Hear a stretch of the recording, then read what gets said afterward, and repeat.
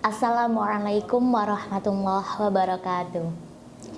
Alhamdulillahilladzi an'amana bi ni'matil iman wal islam. Wa nusolli wa nusallimu ala khairil anam. Sayyidina wa maulana Muhammadin wa ala alihi wa sahbihi ajma'in, amma ba'd.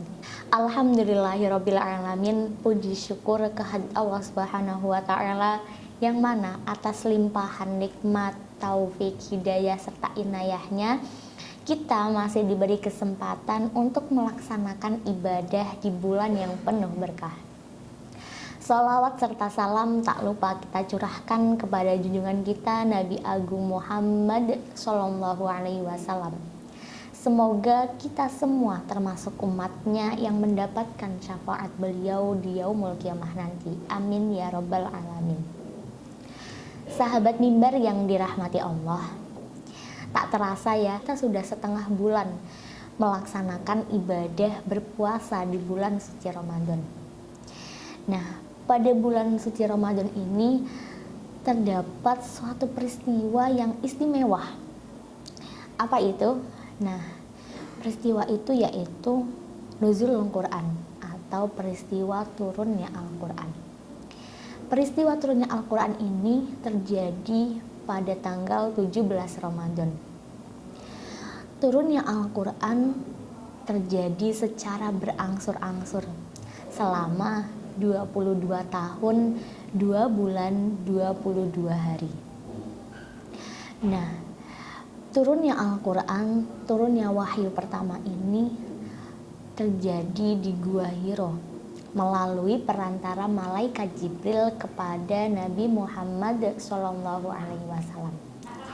Nah, dengan turunnya wahyu pertama ini, maka dimulailah tugas kenabian Rasulullah Sallallahu Alaihi Wasallam untuk menyampaikan atau berdakwah kepada masyarakat yang lainnya, kepada umatnya. Nah, wahyu yang pertama turun itu apa? Yaitu Quran surat Al-Alaq ayat 1-5 yang berbunyi Bismillahirrahmanirrahim. Iqra bismi rabbikal ladzi khalaqal insana min 'alaq. Iqra wa rabbukal akram alladzi 'allama bil qalam.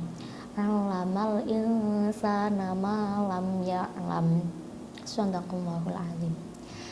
Itulah surat yang pertama kali atau ayat, itulah wahyu yang pertama kali diturunkan kepada Rasulullah Sallallahu Alaihi Wasallam.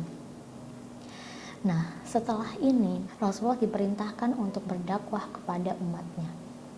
Nah, perintah dakwah ini pertama pada mulanya diperintahkan untuk berdakwah secara sembunyi-sembunyi. Nah, mengapa kok berdakwah itu bersembunyi-sembunyi? Karena mengingat bahwa kondisi masyarakat Mekah pada masa itu belum efektif ketika dilakukan dakwah secara terang-terangan, secara terbuka. Berdakwah secara sembunyi-sembunyi ini yang dimaksud yaitu berdakwah kepada kerabat atau saudara-saudara terdekatnya Rasulullah Shallallahu Alaihi Wasallam. Sahabat mimbar yang dirahmati Allah. Kemudian seiring dengan berjalannya waktu, Rasulullah diperintahkan untuk berdakwah secara terang-terangan. Sebagaimana perintah ini terdapat dalam Quran surat Al-Hijr ayat 94. Sahabat mimbar yang dirahmati Allah, kita perlu memperingati, kita perlu antusias dalam memperingati peristiwa nuzul Al-Quran ini. Mengapa demikian?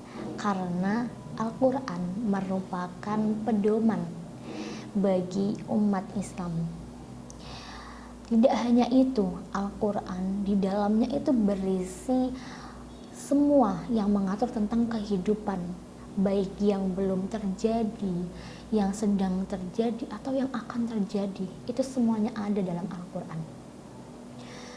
Dengan itu, maka kita sebagai umat Islam hendaknya membaca, mempelajari, dan mengamalkan isi dari Al-Quran itu. Sahabat mimbar yang dirahmati Allah, dengan memperingati peristiwa nuzul Al-Quran ini, semoga menjadi perenungan buat kita bahwa sudah sedekat apa interaksi kita dengan Al-Quran. Dan semoga bisa menambah kedekatan kita dengan Al-Quran. Jadikan Al-Quran sebagai sahabatmu yang nantinya Al-Quran ini bisa mensyafaati atau bisa menolongmu di akhirat kelak. Sahabat mimbar yang dirahmati Allah, semoga apa yang saya sampaikan tadi dapat menambah wawasan, menambah ilmu untuk kita semua dan dapat bermanfaat untuk kita semua.